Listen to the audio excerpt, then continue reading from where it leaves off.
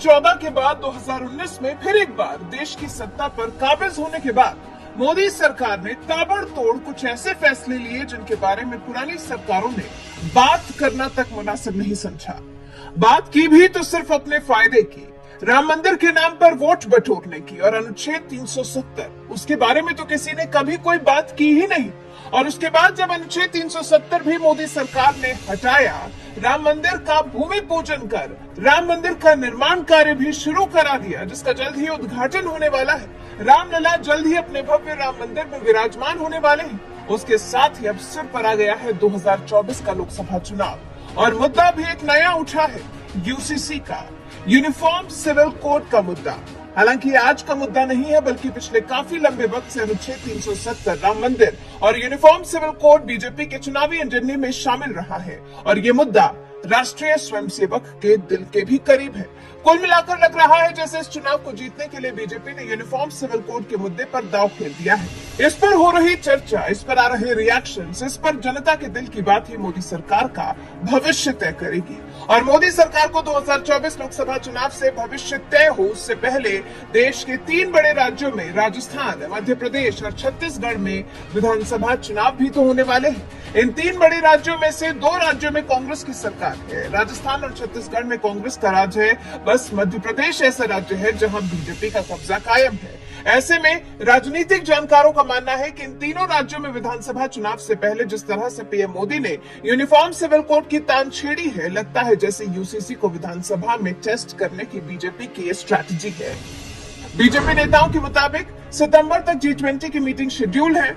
सरकार नहीं चाहती कि मीटिंग के दौरान इस मसले पर कोई हंगामा हो, लेकिन इसके बाद पार्टी इस मसले पर आक्रामक तरीके से बढ़ने की तैयारी कर रही है। मतलब यह कि यूसीसी पर आक्रामक होने के लिए बीजेपी अभी कम से कम सितंबर तक तो इंतजार करेगी ही।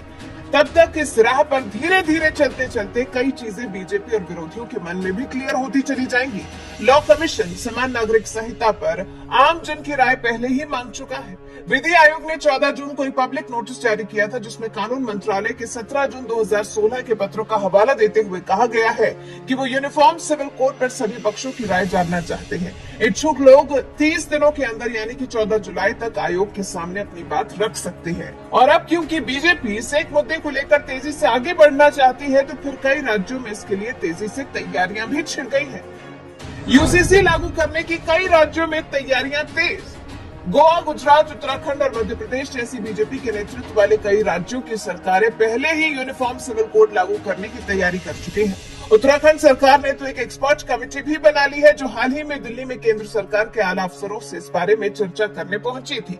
मतलब अगर बीजेपी इस दिशा में एक बार फुल फ्लेज तरीके से आगे बढ़ गई तो फिर बीजेपी को रोकना विपक्षियों के लिए आसान नहीं होने वाला है। संसद में यूसीसी के मुद्दे पर बीजेपी को रोकना आसान नहीं। बीजेपी के लिए 2024 के चुनाव से पहले यूनिफॉर्म सिविल कोड पर माहौल बनाने के लिए शीतकालीन सत्र आखिरी मौका होगा। अच्छी बात यह है कि शीतकालीन सत्र के आसपास ही राजस्थान, मध्य प्रदेश और छत्तीसगढ़ में विधानसभा चुनाव होने हैं। ओडिशा के मुख्यमंत्री और बीजू जनता दल के अध्यक्ष नवीन पटनायक पहले से ही एक तरीके से यूनिफॉर्म सिविल कोड के मामले पर बीजेपी सरकार को अपना समर्थन दे चुके हैं।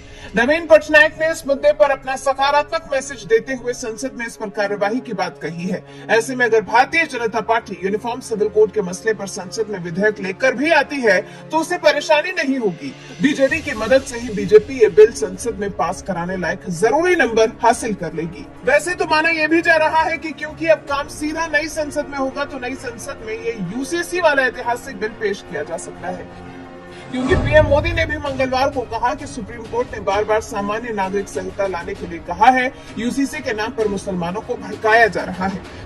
फिलहाल देखना दिलचस्प होगा कि ये बिल आखिर कब और कैसे पेश किया जाता है। वैसे आपको बता दें, इस बार मोदी सरकार के मैनिफेस्टो में 3 मुख्य एजेंडे थे। एक राम मंदिर था, जो कि सुप्रीम कोर्ट के फैसले के बाद निर्माणाधीन है, और दूसरा अनुच्छेद 370 था, जिसे मोदी सरकार ने 5 अगस्त 2019 को निष्प्रभावी कर दिया। और अब बारी है यूसीसी की। 2024 के लोकसभा चुनाव से पहले ही मोदी सरकार को इसका हल ढूंढ निकालना है। इसे देश में जल्द लागू करने के नाम पर तो पीएम मोदी भी मोहर लगा चुके हैं। नई संसद में पहले बिल के रूप में समान नागरिक संहिता बिल पेश किया जा सकता है।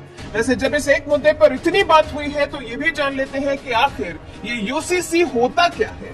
समान नागरिक संहिता या समान आचार संहिता का मतलब सेक्युलर कानून होता है जो सभी पंथ के लोगों के लिए समान रूप से लागू होता है।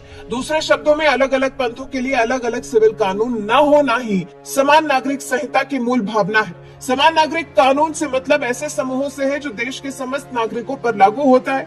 ये किसी भी पंथ जाति के सभी निजी कानूनों से ऊपर होता है। वैसे आपका इस कानून को लेकर मोदी सरकार की जो स्ट्रैटेजी है उस पर क्या कुछ कहना है, अपनी राय हमें कमेंट कर जरूर बताएं।